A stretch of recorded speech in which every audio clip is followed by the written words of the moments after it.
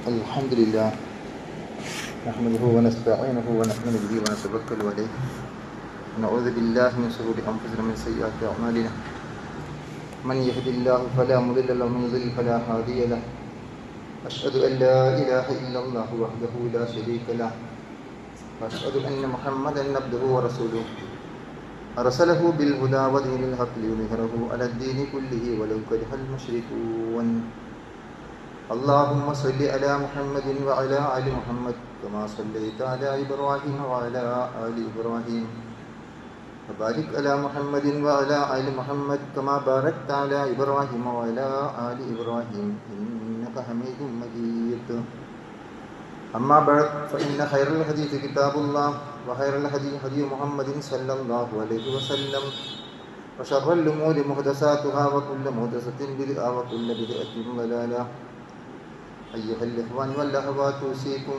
وإياي بتقوى الله قال الله تعالى في قرآنه الكريم أعوذ بالله من الشيطان الرجيم بسم الله الرحمن الرحيم يا أيها الناس اتقوا ربكم الذي خلقكم من نفس واحدة وخلق منها زوجها وبث منهما رجالا كثيرا ونساء واتقوا الله الذي تساءلون به والأرحام إن الله كان عليكم رقيبا يا أيها الذين آمنوا اتقوا الله وقولوا قولا سديدا يصلح لكم أعمالكم ويغفر لكم ذنوبكم ومن يطع الله ورسوله فقد فاز فوزا عظيما يا أيها الذين آمنوا اتقوا الله حق تقاته ولا تموتن إلا وأنتم مسلمون സ്നേഹാദരണീയരായ സത്യവിശ്വാസികളായ സഹോദരന്മാരെ സഹോദരികൾ, സർവശക്തനായ അള്ളാഹുവിൻ്റെ വിധിവിലക്കുകളനുസരിച്ച് അങ്ങേയറ്റം തഖ്വയോടെ ജീവിക്കുവാൻ ആദ്യമായി എന്നുള്ളതുപോലെ പോലെ നിങ്ങളോടും വസിയത്ത് ചെയ്യുന്നു, ഓർമ്മപ്പെടുത്തുന്നു. വിശ്വാസികളായ നമ്മെ സംബന്ധിച്ചിടത്തോളം തൗഹീദ്, ആഖിറത്ത്, റിസാലത്ത്, ഈ മൂന്ന് കാര്യങ്ങളെ മതത്തിൻ്റെ അടിസ്ഥാനപരമായി തന്നെ നമുക്ക് മനസ്സിലാക്കാൻ സാധിക്കുന്ന കാര്യമാണ്. തൗഹീദ് അള്ളാഹുവിനെ മാത്രം ആരാധിക്കുക എന്നുള്ള വിശ്വാസവുമായി ബന്ധപ്പെട്ട അടിസ്ഥാനപരമായ ആശയമാണ്. ആഖിറത്ത് നമ്മുടെ ഈ ജീവിതത്തിനപ്പുറം വരാനിരിക്കുന്ന ഒരു പാരത്രികമായ ജീവിതത്തെ സൂചിപ്പിക്കുന്ന, അനശ്വരമായ ജീവിതത്തിലെ രക്ഷാശിക്ഷകളെക്കുറിച്ച് ഓർമ്മപ്പെടുത്തുന്ന, യഥാർത്ഥത്തിൽ അദൃശ്യമായി നമുക്കുള്ള കാര്യങ്ങൾ കൃത്യമായി മനസ്സിലാക്കേണ്ടുന്ന, പഠിക്കേണ്ടുന്ന ഭാഗമാണ്. ഇത് രണ്ടും നമ്മൾ ചേർത്ത് വെക്കുമ്പോൾ തന്നെ മൂന്നാമതായി നമ്മൾ അവിടെ പ്രധാനമായി കാണുന്നൊരു കാര്യമാണ് റിസാലത്ത് അഥവാ പ്രവാചകത്വം എന്നുള്ളത്. എന്തിനു വേണ്ടി പ്രവാചകന്മാർ കടന്നു വന്നു എന്ന് നമ്മൾ മനസ്സിലാക്കേണ്ടതുണ്ട്. പ്രവാചകന്മാർ ഇവിടെ നിർവഹിച്ചിരുന്ന ദൗത്യം എന്തായിരുന്നു എന്ന് നമ്മൾ തിരിച്ചറിയേണ്ടതുണ്ട്. അതോടൊപ്പം അന്ത്യപ്രവാചകനായ മുഹമ്മദ് മുസ്തഫ സല്ലല്ലാഹു അലൈഹി വസല്ലം തിരുമേനിയുടെ ജീവിത മാതൃക കൃത്യമായി ബോധ്യപ്പെടുകയും ചെയ്യേണ്ടതുണ്ട് എന്ന് നമുക്ക് മനസ്സിലാക്കാൻ സാധിക്കും. ഇവിടെ ആദ്യ മനുഷ്യനായ ആദം അലൈഹിസ്സലാമിനെ ഈ ഭൂമുഖത്തേക്ക് ജീവിക്കാൻ വേണ്ടി നിയോഗിക്കുന്നതിന് മുമ്പ് നടക്കുന്ന ചില കാര്യങ്ങൾ വിശുദ്ധ ഖുർആനിൽ പ്രതിപാദിച്ചതായി നമുക്ക് കാണാൻ സാധിക്കും. അവിടെ പരാമർശിക്കപ്പെട്ട ഒരു സുപ്രധാനമായ കാര്യമാണ് വഅല്ലമ ആദമൽ അസ്മാഅ കുല്ലഹ. ആദമിന് നാം എല്ലാ നാമങ്ങളും പേരുകളും പഠിപ്പിച്ചു കൊടുത്തു എന്നുള്ളതാണ്. ഇത് യഥാർത്ഥത്തിൽ മലക്കുകളിൽ നിന്ന് വ്യത്യസ്തനായി മനുഷ്യനെ ഉയർത്തി കാണിക്കുവാൻ, മലക്കുകൾക്ക് അത്തരം വസ്തുക്കളുടെ പേര് പറയാൻ സാധിക്കാതിരിക്കുകയും മലക്കുകളോട് ആദം അലൈഹിസ്സലാമിൻ്റെ മുമ്പിൽ സുജൂദ് ചെയ്യാൻ വേണ്ടി കൽപ്പിക്കപ്പെടുകയും ഒക്കെ ചെയ്ത ചരിത്രം നമുക്കറിയാവുന്നതാണ്. ഞാനിത് സൂചിപ്പിച്ചത് അല്ലമ ആദമൽ അസ്മാഅ എന്നുള്ളത് പ്രപഞ്ചത്തിലെ കോടാനുകോടി വസ്തുക്കളുടെ പേരും പൊരുളും മനസ്സിലാക്കുവാനുള്ള, അത് അന്വേഷിക്കുവാനും കണ്ടെത്താനും അവിടെ ഗവേഷണങ്ങളും നിരീക്ഷണങ്ങളും പരീക്ഷണങ്ങളും നടത്താനും മാനവകുലത്തിന് നൽകപ്പെട്ടിരിക്കുന്ന ബുദ്ധിയും വിവേകവും ആണ് യഥാർത്ഥത്തിൽ നമുക്ക് അതിൻ്റെ അടിസ്ഥാനപരമായി കാണാൻ സാധിക്കും. ഇത് മനുഷ്യർക്ക് മാത്രം നൽകപ്പെട്ട പ്രത്യേകമായ ഒരു സവിശേഷതയാണ്. മലക്കുകൾക്കില്ലാത്ത, മറ്റു ജീവജാലങ്ങൾക്കില്ലാത്ത, മനുഷ്യനെ മറ്റു ജീവജാലങ്ങളിൽ നിന്ന് വ്യതിരിക്തമായി മാറ്റി നിർത്തുന്ന സുപ്രധാനമായ ഒരു സവിശേഷതയാണ്. നമുക്ക് അങ്ങനെ വസ്തുക്കളെക്കുറിച്ച് പഠനം നടത്താൻ, അത് നിരീക്ഷണം നടത്താൻ, അതിനെക്കുറിച്ച് ഗവേഷണം നടത്താൻ, അതിലൂടെ കാര്യങ്ങൾ മനസ്സിലാക്കാൻ അതിന് സാധിക്കുന്ന ബുദ്ധി എന്നുള്ളത്. ഈ വിവേകം അല്ലെങ്കിൽ ബുദ്ധിശക്തി, ചിന്താശക്തി തലമുറകളിലൂടെ കടന്നു പോയിട്ടാണ് മനുഷ്യൻ ഭൗതികമായ എല്ലാ വളർച്ചയും നേടുകയും സ്വന്തമാക്കുകയും ചെയ്തിരിക്കുന്നത്. ആദ്യ മനുഷ്യനായ ആദം അലൈഹി ഇസ്ലാമിൻ്റെ കാലഘട്ടത്തിലുണ്ടായിരുന്ന ജനങ്ങളല്ല യുഗത്തിൽ ജീവിക്കുന്ന ഇന്നത്തെ നമ്മൾ. നമ്മുടെ മടിത്തട്ടിൽ വളർന്നു വരുന്ന നമ്മുടെ കുട്ടികളും പേരക്കുട്ടികളും അതിലേറെ ആ രംഗത്ത് വളർച്ചയും വികാസവും പ്രാപിച്ചവരാണ് എന്ന് നമുക്ക് ബോധ്യപ്പെടുകയും ചെയ്യും. നമുക്കൊന്നും അറിഞ്ഞുകൂടാത്ത വളരെ കാര്യങ്ങൾ 2-3 വയസ്സ് പ്രായമുള്ള നമ്മുടെ കുട്ടികളും പേരക്കുട്ടികളും നമുക്ക് ചെയ്തു തരും. ഇത് അല്ലമ ആദമൽ അസ്മാഇയുടെ ഭാഗമാണ്. അഥവാ മനുഷ്യന് അള്ളാഹു പഠിപ്പിച്ചു കൊടുത്തു എന്ന് പറയുന്ന ആ മാനുഷികമായി അവൻ്റെ ബുദ്ധിയിലൂടെ തലമുറകളിലൂടെ കൈമാറ്റം ചെയ്തുകൊണ്ട് അവന് കണ്ടെത്താനും മനസ്സിലാക്കാനും അറിയാനും കഴിയുന്ന വലിയ ഒരു വിജ്ഞാന ശാഖ തന്നെ അവൻ്റെ മുമ്പിൽ തുറക്കപ്പെട്ടിരിക്കുന്നു എന്നുള്ളതാണ്. പക്ഷേ ഇതുകൊണ്ട് മാത്രം മനുഷ്യന് യഥാർത്ഥ മനുഷ്യനായി ജീവിക്കാൻ കഴിയില്ല. അവിടെയാണ് പ്രവാചകത്വത്തെ നമുക്ക് മനസ്സിലാക്കാൻ സാധിക്കുന്നത്. പ്രവാചകന്മാരുടെ നിയോഗത്തെക്കുറിച്ച് നമ്മൾ ചിന്തിക്കേണ്ടി വരുന്നത്. എന്തിനു വേണ്ടിയാണ് പ്രവാചകന്മാർ വന്നത്? ഈ ഭൗതികമായി നാം നേരത്തെ സൂചിപ്പിച്ചിരിക്കുന്ന വിജ്ഞാന ശാഖയെ വളർത്താനോ പരിപോഷിപ്പിക്കുവാനോ അല്ല. അത് അള്ളാഹു നമുക്ക് അനുഗ്രഹീതമായി കനിഞ്ഞരുളിയിരിക്കുന്ന വലിയൊരു നിയമത്താണ്. അത് തലമുറകളിലൂടെ കൈമാറിക്കൊണ്ട് നമ്മൾ അതിൻ്റെ വളർച്ചയും വികാസവും പ്രാപിക്കുകയും അതിൻ്റെ ഗുണഫലങ്ങൾ നമ്മുടെ ജീവിതത്തിൽ നമ്മൾ അനുഭവിക്കുകയും ചെയ്യും. അതോടൊപ്പം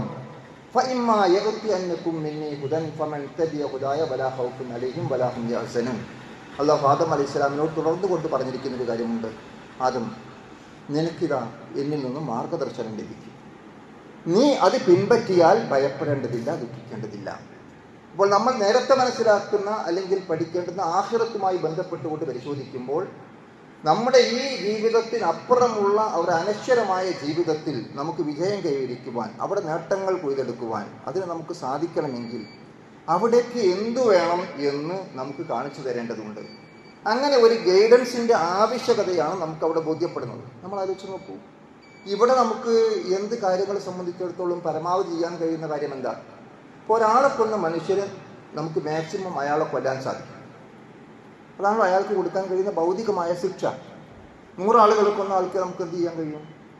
അയാളെ കൊല്ലുക എന്നതിലപ്പുറം, അയാൾക്ക് വധശിക്ഷ നടപ്പാക്കുക എന്നതിലപ്പുറം അയാൾക്കൊരു ശിക്ഷ കൊടുക്കാൻ ഈ ലോകത്ത് സംവിധാനമില്ല. ആയിരക്കണക്കിന് ആളുകളെ കൊല്ലുകയും മനുഷ്യവാസത്തിന് തന്നെ പ്രയാസമുണ്ടാക്കുകയും അങ്ങനെ ആ ഭൂമുഖത്ത് ജനിച്ചു വീഴുന്ന കുഞ്ഞുങ്ങളെപ്പോലും നിഷ്ഠൂരമായി കൊലപ്പെടുത്തുകയും ചെയ്യുന്ന അക്രമകാരികളായ ആളുകൾക്ക് ഇവിടെ എന്ത് ശിക്ഷയാണ് കൊടുക്കാൻ നമ്മുടെ ലോകത്ത് സംവിധാനമുള്ളത്?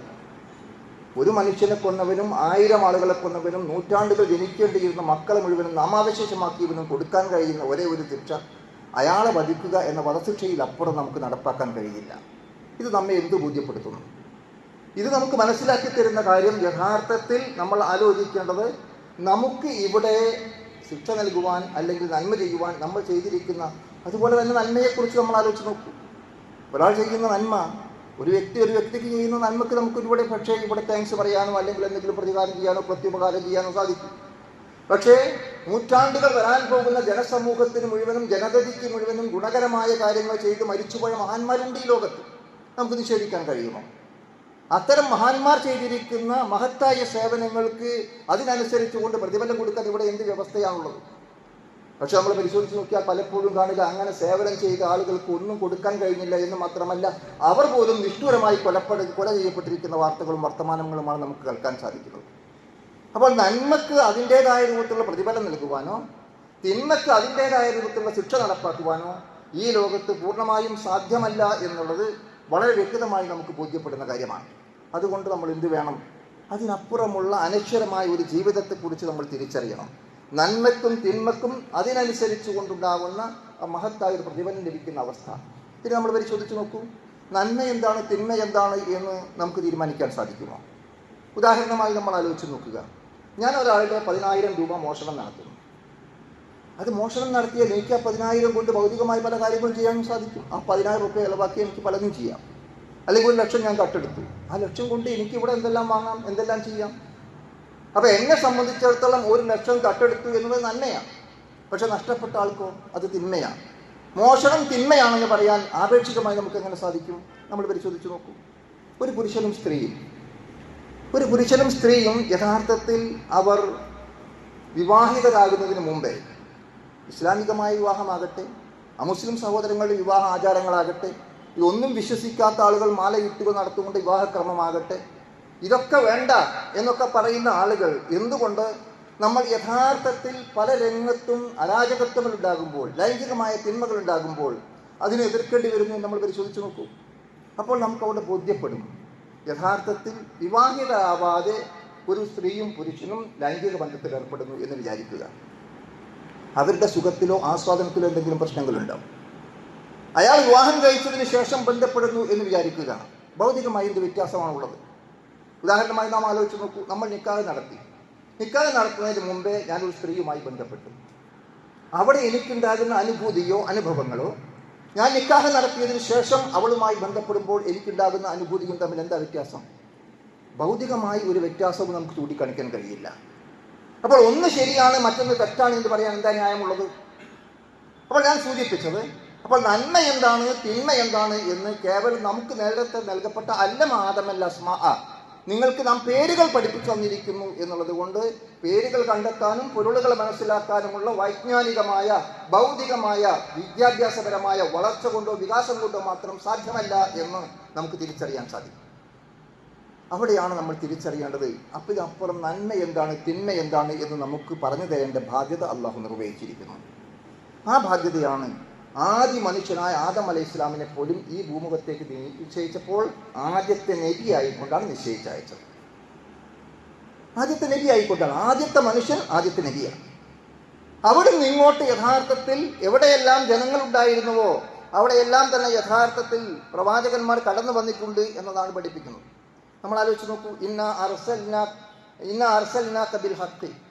പ്രവാചകനോട് പോലും അള്ളാഹുവിൻ്റെ കൽപ്പന എന്താണ്?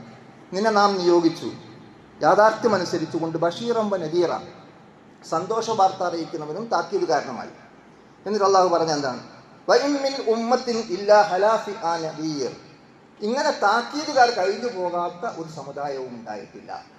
അപ്പോൾ ആദ്യ മനുഷ്യനായ ആദം അലൈഹി സ്വലാം മുതൽ അന്ത്യപ്രവാചകനായ മുഹമ്മദ് മുസ്തഫ സല്ലല്ലാഹു അലൈഹി വസല്ലം തിരുമേനി വരെയുള്ള വിവിധ സമൂഹങ്ങളും സമുദായങ്ങളും എടുത്ത് പരിശോധിച്ച് നോക്കിയാൽ വിശുദ്ധ ഖുർആനിൽ ആകെ 25 പ്രവാചകന്മാരുടെ പേര് മാത്രമാണ് പറഞ്ഞത് എങ്കിൽ ലോകത്തിൻ്റെ വിവിധ ഭാഗത്ത് ലക്ഷക്കണക്കായ പ്രവാചകന്മാർ വന്നുകൊണ്ട് പ്രബോധനം നടത്തിയിട്ടുണ്ട് എന്നുള്ളതാണ് അള്ളാഹു സുബ്ഹാനഹു വ തആല നമ്മെ ഇവിടെ ബോധ്യപ്പെടുന്നത്.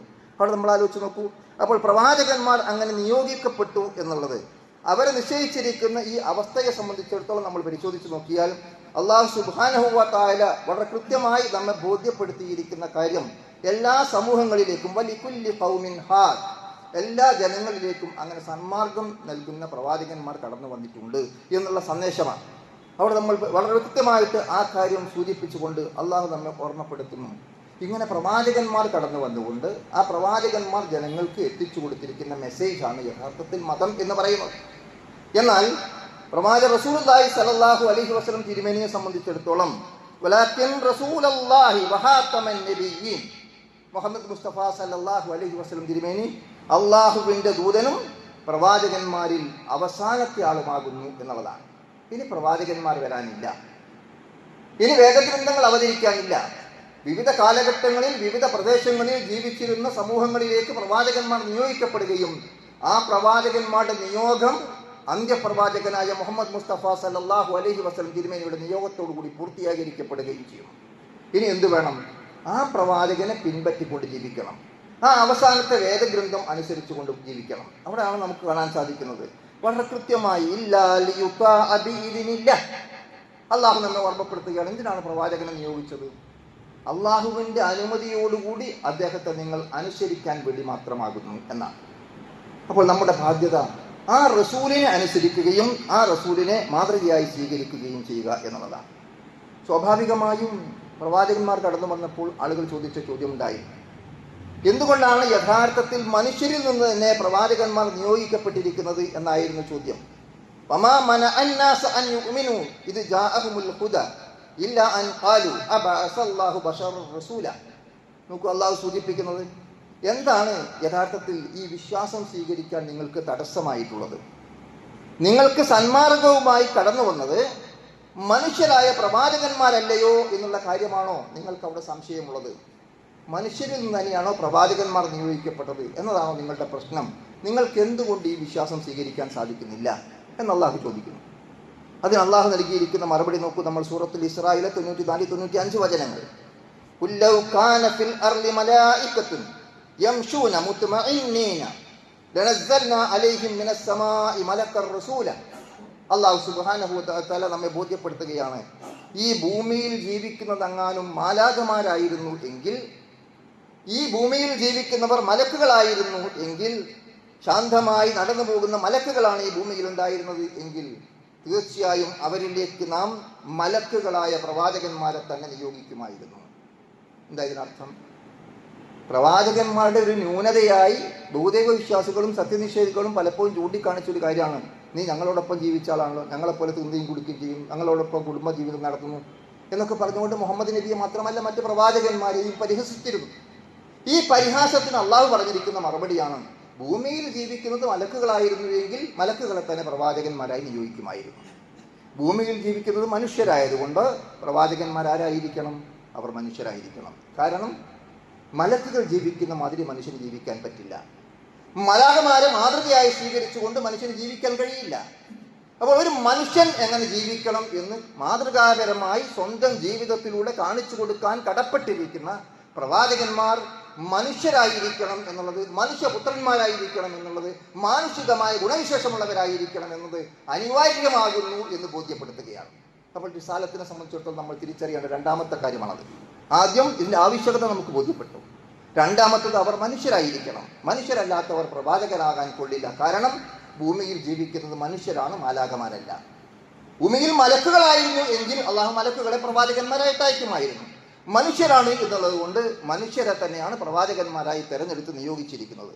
അതുകൊണ്ട് തന്നെ നോക്കൂ, നമ്മൾ രാത്രി കിടന്നുറങ്ങുമ്പോൾ പോലും നമ്മൾ ഓർമ്മിക്കുന്ന കാര്യം എന്താണ്? വആമന റസൂലു ബിമാ ഉൻസില ഇലൈഹി മിർ റബ്ബിഹി വൽ മുഅ്മിനൂന കുല്ലുൻ ആമന ബില്ലാഹി വമലായികതിഹി വകുതുബിഹി വറസുലിഹി ലാ നുഫർരിഖു ബൈന അഹദിൻ മിൻ റുസുലിഹി.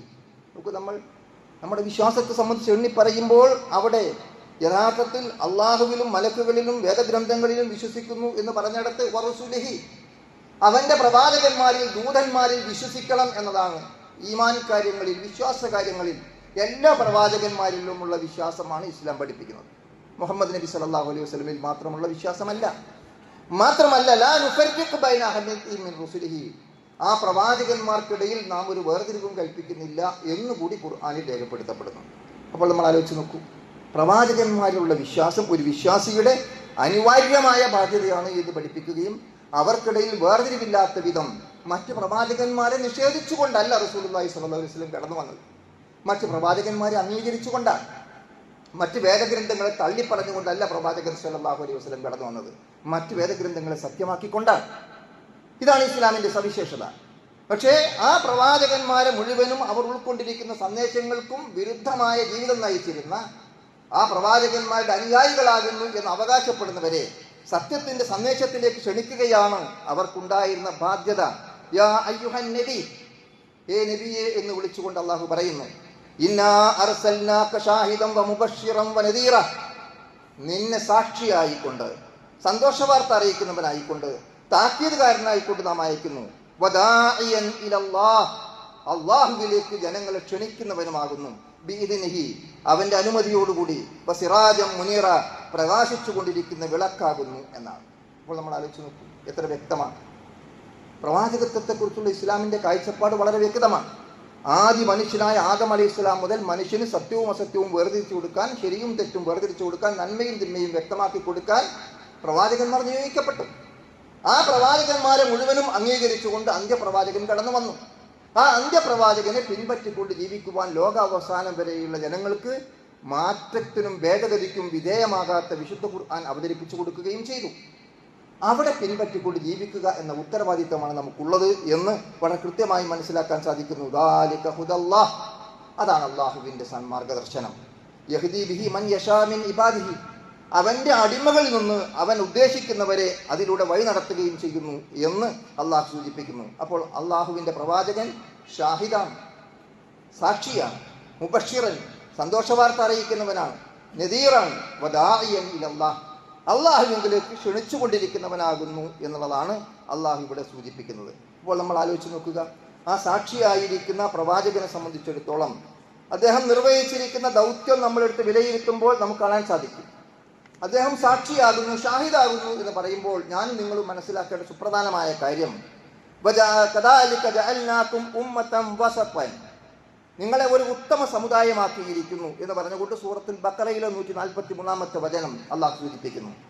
ലിതകൂലു ശുഹദാ അലന്നാസ് വയകൂന റസൂലു അലൈക്കും ഷഹീദാ. നിങ്ങൾ ജനങ്ങൾക്ക് സാക്ഷിയായിരിക്കണം, റസൂൽ നിങ്ങൾക്ക് സാക്ഷിയാകുന്നു എന്നുള്ളതാണ്. പ്രിയപ്പെട്ടവർ, നമ്മൾ മനസ്സിലാക്കുക, അള്ളാഹുവിൻ്റെ പ്രവാചകൻ മുഹമ്മദ് മുസ്തഫ സല്ലല്ലാഹു അലൈഹി വസല്ലം തിരുമേനി ഷാഹിദാണ് എന്ന് പറഞ്ഞപ്പോൾ നമ്മൾ തിരിച്ചറിയേണ്ട കാര്യം, അള്ളാഹുവിൻ്റെ റസൂൽ നമുക്ക് സാക്ഷിയായിക്കൊണ്ട് ജീവിച്ചു കഴിഞ്ഞു പോയി. നമ്മൾ എന്ത് വേണം? നമ്മൾ മറ്റുള്ളവർക്ക് സാക്ഷിയായിക്കൊണ്ട് ജീവിക്കണം. അതാണ് വളരെ അലൈക്കും ഷഹീദ.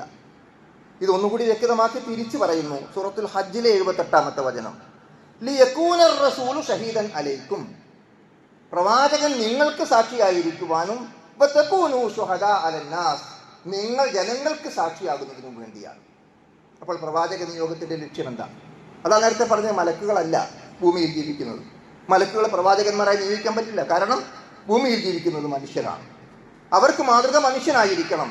അങ്ങനെയുള്ള പ്രവാചകനെ മനുഷ്യരിൽ നിന്ന് തന്നെ തിരഞ്ഞെടുത്തുകൊണ്ട് അള്ളാഹു നിയോഗിച്ചപ്പോൾ ആ പ്രവാചകന്റെ ദൗത്യം എന്താണ്? ആ പ്രവാചകൻ നമുക്ക് സാക്ഷിയാവുക, നമ്മൾ ജനങ്ങൾക്ക് സാക്ഷിയാവുക. ഇവിടെയാണ് നമ്മുടെ പ്രശ്നം. എൻ്റെയും നിങ്ങളുടെയും ജീവിതത്തിൽ റസൂലിനെ ദർശിക്കാൻ സാധിക്കണം. എങ്ങനെ? നമ്മുടെ പ്രവർത്തനങ്ങളിലൂടെ, നമ്മുടെ അമലുകളിലൂടെ, നമ്മുടെ സ്വഭാവത്തിലൂടെ, നമ്മുടെ പെരുമാറ്റത്തിലൂടെ, നമ്മുടെ സമീപനത്തിലൂടെ, നമ്മുടെ ഇടപാടുകളിലൂടെ, നമ്മുടെ ഇടപെടലുകളിലൂടെ വളരെ കൃത്യമായിട്ട് നമ്മുടെ ജീവിതം പ്രവാചകൻ നമുക്ക് സാക്ഷിയായതുപോലെ മറ്റുള്ളവർക്ക് നമ്മൾ സാക്ഷിയായി തീരണം. ആ രൂപത്തിൽ നമ്മുടെ ജീവിതത്തെ മാറ്റിയെടുക്കാൻ നമ്മൾ കടപ്പെട്ടവരാകുന്നു എന്നുള്ളതാണ്. ലഖദ് കാന ലക്കും ഫീ റസൂലില്ലാഹി ഉസ്വത്തുൻ ഹസന ലിമൻ കാന യർജുല്ലാഹ വൽ യൗമൽ ആഖിർ വദക്കറല്ലാഹ കസീറ. അല്ലാഹു നമ്മെ ഓർമ്മപ്പെടുത്തുകയാണ്, നിങ്ങൾക്ക് പ്രവാചകൻ കടന്നു വന്നിരിക്കുന്നു, ഉസ്വത്തുൻ ഹസന, അദ്ദേഹം നിങ്ങളെ സംബന്ധിച്ചിടത്തോളം ഉത്തമമായ മാതൃകയാണ്, നിങ്ങൾക്കുള്ള റോൾ മോഡലാണ്. ആ റോൾ മോഡലായിരിക്കുന്ന പ്രവാചകൻ ഈ ആഖിറത്തിനെയും അതുപോലെ അള്ളാഹുവിനെയും പരലോകത്തെയും പ്രതീക്ഷിക്കുന്ന, കാക്ഷിക്കുന്ന, നേരത്തെ പറഞ്ഞ തൗഹീദും ആഖിറത്തും ഉൾക്കൊണ്ടിരിക്കുന്ന ആളുകളെ സംബന്ധിച്ചിടത്തോളം അവർക്ക് യഥാർത്ഥത്തിൽ മാതൃകാ പുരുഷൻ അന്ത്യപ്രവാചകനായ മുഹമ്മദ് മുസ്തഫ സല്ലല്ലാഹു അലൈഹി വസല്ലം തിരുമേനിയാകുന്നു എന്നുള്ളതാണ് അള്ളാഹു വളരെ കൃത്യമായി നമുക്കിവിടെ ബോധ്യപ്പെടുന്നത്. അപ്പോൾ പ്രവാചകനെ കുറിച്ച് നമ്മുടെ കാഴ്ചപ്പാട് എന്താണ്? പ്രവാചകത്വത്തിൻ്റെ അനിവാര്യത എന്താണ്? മറ്റു പ്രവാചകന്മാരുമായി നമ്മുടെ വിശ്വാസം എന്താണ് എന്ന കാര്യമാണ് സംക്ഷിപ്തമായി സൂചിപ്പിച്ചത്. അത്തരം കാര്യങ്ങൾ മനസ്സിലാക്കിക്കൊണ്ട് റസൂലുള്ളാഹി സ്വല്ലല്ലാഹു അലൈഹി വസല്ലമയെ പിൻപറ്റി ജീവിക്കുന്ന യഥാർത്ഥ മുത്തഖീങ്ങളായി തീരാൻ നമ്മൾ പരിശ്രമിക്കുക. അല്ലാഹു അനുഗ്രഹിക്കുമാറാകട്ടെ.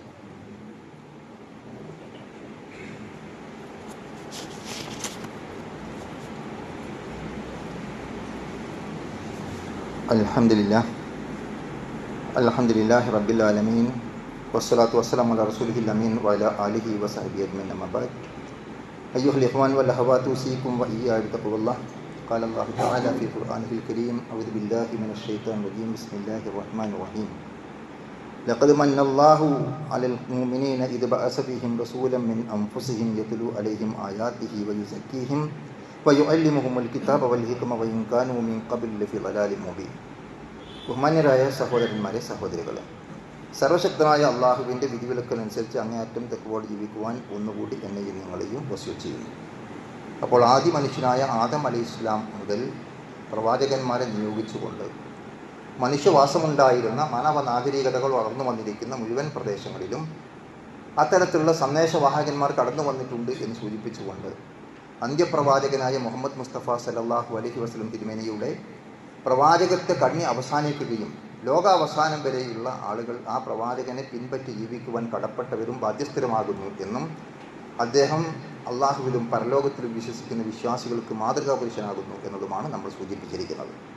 ഈ കാര്യം അള്ളാഹു ചെയ്തിരിക്കുന്ന വലിയൊരു അനുഗ്രഹമായിട്ടാണ് അദ്ദേഹം എടുത്തു പറയുന്നത്. ലഖദ് മന്നല്ലാഹു അലൽ മുഅ്മിനീന, അള്ളാഹു സത്യവിശ്വാസികൾക്ക് വലിയ അനുഗ്രഹം, മഹത്തായ അനുഗ്രഹം ചെയ്തിരിക്കുന്നു. ഇത് ബഅസ ഫീഹിം റസൂലൻ മിൻ അൻഫുസിഹിം, അവരിൽ നിന്ന് തന്നെ അവർക്ക് പ്രവാചകനെ നിയോഗിച്ചുകൊണ്ട്, മറ്റൊരു നാട്ടുകാരനല്ല, മറ്റൊരു പ്രദേശത്തുകാരനല്ല, മറ്റേതെങ്കിലും നിലക്ക് അന്യനല്ല, പരിചയമില്ലാത്ത അപരിചിതനല്ല, 40 വർഷക്കാലം ആ സമൂഹത്തോടൊപ്പം ജീവിച്ച് അവരുടെ ജീവിതത്തിൻ്റെ ഗതിവിഗതികൾ മനസ്സിലാക്കി അവരിൽ ഒരാളായി ജനിച്ചു വളർന്ന് ജീവിച്ചു വന്നിരിക്കുന്ന മനുഷ്യനെയാണ് പ്രവാചകനായി നിയോഗിക്കപ്പെട്ടത്. അതുകൊണ്ട് ആ 40 വർഷക്കാലത്തെ ജീവിതാനുഭവത്തിലൂടെ റസൂലുള്ളാഹി സ്വല്ലല്ലാഹു അലൈഹി വസല്ലമയെ നിങ്ങൾക്ക് നിഷേധിക്കാൻ കഴിയില്ല. ആ നിഷേധിക്കാൻ സാധ്യമല്ലാത്ത രൂപത്തിൽ നിങ്ങളിൽ നിന്ന് തന്നെ ഒരു പ്രവാചകനെ നിയോഗിക്കപ്പെട്ടിരിക്കുന്നു. ഇറക്കുമതി ചെയ്യപ്പെട്ട പ്രവാചകനല്ല, മറ്റെവിടെ നിന്നും കടന്നു വന്നിരിക്കുന്നവനല്ല, മലക്കല്ല, ദൈവപുത്രനല്ല, ദൈവത്തിൻ്റെ അവതാരമല്ല, ദൈവികമായ ഗുണവിശേഷമുള്ളവനല്ല, യഥാർത്ഥ പച്ച മനുഷ്യനാണ്. അവരുടെ നാട്ടുകാരനും അവരുടെ കുടുംബക്കാരനും അവരുടെ ഗോത്രക്കാരനും അവരുടെ വർഗ്ഗക്കാരനുമായിരുന്ന അബ്ദുല്ലാഹിയുടെയും ആമിനയുടെയും പുത്രനായി ജനിച്ച് ജീവിച്ചു വളർന്നു വന്നവനാണ്. അവനെയാണ് നിങ്ങൾക്ക് മാതൃകയായി നിശ്ചയിക്കപ്പെട്ടിരിക്കുന്ന പ്രവാചകൻ എന്ന് പറയുമ്പോൾ നമ്മൾ ആലോചിക്കണം. അത് വലിയൊരു മഹത്തായ ആശയമാണ്. കാരണം ആർക്കും നിഷേധിക്കാൻ കഴിയാത്ത ഒരു ജീവിത യാഥാർത്ഥ്യമാണ് മുഹമ്മദ് നബി സല്ലല്ലാഹു അലൈഹി വസല്ലം തിരുമേനിയുടെ ജീവിതം. നമ്മൾ പരിശോധിച്ച് നോക്കൂ, മറ്റൊരാൾക്കും ഇങ്ങനെ കാണാൻ കഴിയില്ല. ഇത്ര കൃത്യമായി രേഖപ്പെടുത്തപ്പെട്ട സ്വന്തം ആത്മകഥ എഴുതിയിരിക്കുന്ന ഒരുപാട് ആളുകൾ ലോകത്ത് കഴിഞ്ഞു പോയിട്ടുണ്ട്. പക്ഷേ സ്വന്തം ആത്മകഥ എഴുതിയ ആളുകൾക്ക് പോലും റസൂലുള്ളാഹി സ്വല്ലല്ലാഹു അലൈഹി വസല്ലം തിരുമേനിയെ പോലെ രേഖപ്പെടുത്തപ്പെട്ട ഒരു ജീവിതം കാണാൻ സാധ്യമല്ല. വളരെ സൂക്ഷ്മമായി അദ്ദേഹത്തിൻ്റെ സ്വന്തം കാര്യങ്ങളിൽ മലമൂത്ര വിസർജനത്തിന് വേണ്ടി ഏത് കാലെടുത്ത് വെക്കണമെന്നും അവിടുന്ന് പുറത്തേക്ക് ഏത് കാലെടുത്ത് വെക്കണമെന്നും വരെ പഠിപ്പിക്കപ്പെട്ടിരിക്കുന്ന, സ്വന്തം ഇണയുമായി ബന്ധപ്പെടുമ്പോൾ എന്തൊരു സമീപനം സ്വീകരിക്കണമെന്നും എന്തൊരു പ്രാർത്ഥന ഉരുവിടണമെന്നും പഠിപ്പിക്കപ്പെട്ടിരിക്കുന്ന, അത്രയും വളരെ നിസ്സാരമായിരിക്കുന്ന കാര്യങ്ങൾ പോലും കൃത്യമായി രേഖപ്പെടുത്തപ്പെടുകയും പഠിപ്പിക്കപ്പെടുകയും ചെയ്യുന്ന ഒരു മാതൃകാ വ്യക്തിത്വത്തെ നമുക്ക് കാണാൻ സാധ്യമല്ല. നമ്മൾ ആലോചിച്ച് നോക്ക്, പള്ളികളിൽ വെച്ച് ഇന്നും കേട്ടുകൊണ്ടിരിക്കുന്ന ബാങ്കുലിയുണ്ട്. എന്താണ് ആ ബാങ്കിൻ്റെ സവിശേഷത? ഒരു നിലക്ക് പറയപ്പെടുന്നത് ലോകത്ത് ബാങ്കില്ലാത്തൊരു സമയമില്ല എന്നാണ്. കാരണം ഈ സൂര്യൻ്റെ ചലനവുമായി ബന്ധപ്പെട്ടുകൊണ്ടാണ് നമസ്കാരത്തിൻ്റെ വക്ത് നിശ്ചയിക്കപ്പെട്ടത്. ഈ സമയത്ത് നമ്മൾ പരിശോധിച്ച് നോക്കിയാൽ പല രൂപത്തിലും ഈ സമയം മാറ്റം ലോകത്തിൻ്റെ എവിടെയെങ്കിലും ഇത്തരത്തിലുള്ള ഒരു നമസ്കാരത്തിൻ്റെ സമയം കടന്നു വരുന്ന രൂപത്തിലാണ് എന്ന് വരെ വിശദീകരിക്കപ്പെട്ടതായി കാണാൻ സാധിക്കും. നമുക്കിപ്പോൾ പകലാണെങ്കിൽ ഭൂമിയുടെ മറുഭാഗത്തുള്ള ആളുകളെ സംബന്ധിച്ചിടത്തോളം രാത്രിയാണ്. അങ്ങനെ കറങ്ങിക്കൊണ്ടിരിക്കുന്ന ഭൂമിയിൽ അതിൻ്റെ സമയമാറ്റം ഓരോ നിമിഷവും നടന്നുകൊണ്ടിരിക്കുകയാണ്. ആ നിമിഷ നേരങ്ങളിലൊക്കെ കടന്നു വരുന്ന ബാങ്കിൻ്റെ സമയം ചേർത്ത് വെച്ചാൽ എവിടെയെങ്കിലും ഒരു ബാങ്ക് കൊടുക്കാനുള്ള സമയം ഓരോ സമയത്തും ഉണ്ടാകും എന്ന് വരെ പറയപ്പെടുന്നു. നമ്മൾ ആലോചിക്കുക, അത്തരം മുഴങ്ങി കേട്ടുകൊണ്ടിരിക്കുന്ന ആ സന്ദർഭത്തിൽ അഷ്ഹദു അന്ന മുഹമ്മദ് റസൂലുള്ളാഹ്, മുഹമ്മദ് അള്ളാഹുവിൻ്റെ റസൂലാകുന്നു എന്ന് ഞാൻ സാക്ഷ്യം വഹിക്കുന്നു എന്നാണ് മുഅദ്ദിൻ വിളിച്ചു പറയുന്നത്. ആ വിളികൾ കേട്ടുകൊണ്ടാണ്, ആ ബാങ്കുലി കേട്ടുകൊണ്ടിരിക്കുന്ന മുഴുവൻ വിശ്വാസികളും ആ ഏറ്റു പറയുകയാണ് അഷ്ഹദു അന്ന മുഹമ്മദ് റസൂലുള്ളാഹ്. സഹോദരങ്ങളെ, നമ്മൾ പരിശോധിക്കുക, എന്താണ് ഷഹാദത്ത്? എന്താണ് ഷഹാദത്ത്? ഞാൻ സാക്ഷ്യം വഹിക്കുന്നു എന്നാണ്, ഞാൻ പറയുന്നു എന്നല്ല, ഞാൻ സമ്മതിക്കുന്നു എന്നല്ല, ഞാൻ അംഗീകരിക്കുന്നു എന്നല്ല. ഞാൻ നേരത്തെ സൂചിപ്പിച്ച നമ്മുടെ ജീവിതം സാക്ഷിയാണ് എന്ന അനിഷേധ്യമായ പ്രഖ്യാപനമാണ് ഷഹാദത്ത്. മുഹമ്മദ് അള്ളാഹുവിൻ്റെ റസൂലാകുന്നു എന്നതിന് എൻ്റെ ജീവിതം സാക്ഷിയാണ് എന്നതാണ് ഷഹാദത്തിൻ്റെ രണ്ടാമത്തെ ആശയമായിരിക്കുന്ന അഷ്ഹദു അന്ന മുഹമ്മദ് റസൂലുള്ളാഹ് എന്നതിലൂടെ ഞാനും നിങ്ങളും പ്രഖ്യാപിക്കുന്നത്. പക്ഷെ നമ്മളത് മനസ്സിലാക്കുന്നില്ല, നമ്മളതിനെക്കുറിച്ച് ചിന്തിക്കുന്നില്ല, അതിന് ഒരു ഗൗരവം തിരിച്ചറിയുന്നില്ല. അഷ്ഹദു അല്ലാ ഇലാഹ ഇല്ലല്ലാഹ് അഷ്ഹദു അന്ന മുഹമ്മദ് റസൂലുള്ളാഹ് ഓട്ടോമാറ്റിക് പറഞ്ഞു പോകുന്നു എന്നതിനപ്പുറം അതിൻ്റെ അന്തസത്തയെക്കുറിച്ച്, അതിൻ്റെ ആശയ ഗാംഭീര്യത്തെക്കുറിച്ച്, അത് നമുക്ക് നൽകുന്ന ജീവിത സന്ദേശത്തെക്കുറിച്ച് പ്രിയപ്പെട്ടവരെ നമ്മൾ എപ്പോഴെങ്കിലും ഓർത്തു പോയിട്ടുണ്ടോ? അതുകൊണ്ട് നമ്മൾ പരിശോധിക്കുക, അർത്ഥവത്താണ് വചനം അഷ്ഹദു അന്ന മുഹമ്മദ് റസൂലുള്ളാഹ്. ലോകത്തിന്നേ വരെ ആർക്കും ലഭിച്ചിട്ടില്ലാത്ത ബഹുമതിയാണ്. ആയിരക്കണക്കായ മനുഷ്യന്മാർ നൂറ്റാണ്ടുകളായി സഹസ്രാബ്ദങ്ങളായി ആവർത്തിച്ച് പറഞ്ഞുകൊണ്ടിരിക്കുന്ന, പ്രഖ്യാപിക്കുന്ന, മാത്രമല്ല പ്രവാചകന്റെ ആ മാതൃക സ്വീകരിച്ചുകൊണ്ട് അദ്ദേഹത്തിന്റെ നടത്തവും അദ്ദേഹത്തിന്റെ ഇരുത്തവും അദ്ദേഹത്തിന്റെ സംസാരവും അദ്ദേഹത്തിന്റെ പ്രാർത്ഥനകളും അദ്ദേഹത്തിന്റെ മന്ത്രങ്ങളും അദ്ദേഹത്തിന്റെ സമീപനങ്ങളും അദ്ദേഹത്തിന്റെ മുഖഭാവവും പഠിച്ച് മനസ്സിലാക്കി അതേമാതിരി എൻ്റെ ജീവിതത്തിൽ ഞാൻ പകർത്തണം എന്ന ദൃഢപ്രതിജ്ഞയുമായി നടക്കുന്ന കോടിക്കണക്കിന് മനുഷ്യന്മാർ ഈ ഭൂമുഖത്ത് ലോകത്തിന്റെ വിവിധ ഭാഗങ്ങളിൽ എക്കാലവും ജീവിച്ചു കൊണ്ടിരിക്കുന്നു എന്നുള്ളത് ഇത് മറ്റാർക്കും ലഭിക്കാത്ത വലിയൊരു ബഹുമതിയാണ്. മറ്റാർക്കും ലഭിക്കാത്ത വലിയൊരു ബഹുമതിയാണ്. ആ ബഹുമതിയിൽ നിന്നുകൊണ്ട് നമ്മൾ പ്രവാചകനെ തിരിച്ചറിയുക, അദ്ദേഹത്തെ മനസ്സിലാക്കുക, അദ്ദേഹത്തിന്റെ മാതൃക പിൻപറ്റിക്കൊണ്ട് ജീവിക്കാൻ നമ്മൾ തയ്യാറാവുക എന്നുള്ളതാണ് അദ്ദേഹം നിർവഹിച്ചിരിക്കുന്ന ദൗത്യം. അങ്ങനെ ഒരു പ്രവാചകനെ നമുക്ക് നിയോഗിച്ചത് മഹത്തായ അനുഗ്രഹമായി അള്ളാഹു പ്രഖ്യാപിച്ചുകൊണ്ട് പറഞ്ഞു, ഇത് ഫാസഫിഹിം റസൂലൻ മിൻഹും അൻഫുസിഹിം യത്ലു അലൈഹിം ആയാതിഹി. അള്ളാഹുവിൻ്റെ ദൃഷ്ടാന്തങ്ങൾ അവർക്ക് ഓതിക്കൊടുത്തു. ഈ പ്രപഞ്ചത്തിലെ ദൃഷ്ടാന്തങ്ങളുണ്ട്, വേദഗ്രന്ഥങ്ങളിലെ ദൃഷ്ടാന്തങ്ങളുണ്ട്, അങ്ങനെ ഒട്ടനവധി ദൃഷ്ടാന്തങ്ങൾ മനുഷ്യന് ചിന്തിക്കാൻ, അവന് പഠിക്കാൻ, ആലോചിക്കാൻ, മനസ്സിലാക്കാൻ ഈ ഭൂമുഖത്ത് അള്ളാഹു അദ്ദേഹത്തിലൂടെ നമുക്ക് വിശദീകരിച്ചു. യത്ലു അലൈഹിം ആയാത്തിഹി, ആ ദൃഷ്ടാന്തങ്ങൾ ഓതിക്കൊടുക്കുകയും വയുസക്കിയും അവർ സംസ്കരിച്ചെടുക്കുകയും ചെയ്തു. വയുഅല്ലിമുഹുൽ കിതാബ വൽ ഹിക്മ, അവർക്ക് വേദഗ്രന്ഥവും തത്വജ്ഞാനവും പഠിപ്പിച്ചു കൊടുത്തു. വഇൻ കാനൂ മിൻ ഖബ്ലി ലഫീ ളലാലിൻ മുബീൻ, അന്ന് യഥാർത്ഥത്തിൽ അതിനു മുമ്പ് അവർ വ്യക്തമായ വഴികേടിലായിരുന്നു എന്നാണ് അല്ലാഹു സുബ്ഹാനഹു വ തആല ഇവിടെ സൂചിപ്പിക്കുന്ന കാര്യം. അപ്പോൾ നമ്മൾ പരിശോധിക്കുക, ആ നിലക്ക് പ്രവാചകൻ നമുക്ക് കാണിച്ചു തന്നിരിക്കുന്ന ആ വേദഗ്രന്ഥം പഠിപ്പിച്ചതുകൊണ്ട് നമ്മൾ തിരിച്ചു പോകുമ്പോൾ, പ്രവാചകൻ ഈ ലോകത്തെ മുഴുവനും സാക്ഷി നിർത്തിക്കൊണ്ട് അവസാനമായി തൻ്റെ മുമ്പിലുണ്ടായിരുന്ന, നമ്മൾ ആലോചിക്കണം, അദ്ദേഹം പ്രബോധനം ആരംഭിക്കുന്ന കാലഘട്ടത്തിൽ ഒറ്റപ്പെട്ട ആളുകളാണ് ഇസ്ലാമിലേക്ക് കടന്നത്. ഖദീജ റളിയല്ലാഹു അൻഹ, അബൂബക്കർ സിദ്ദീഖ്, ഇങ്ങനെ ഒറ്റപ്പെട്ട ആളുകൾ.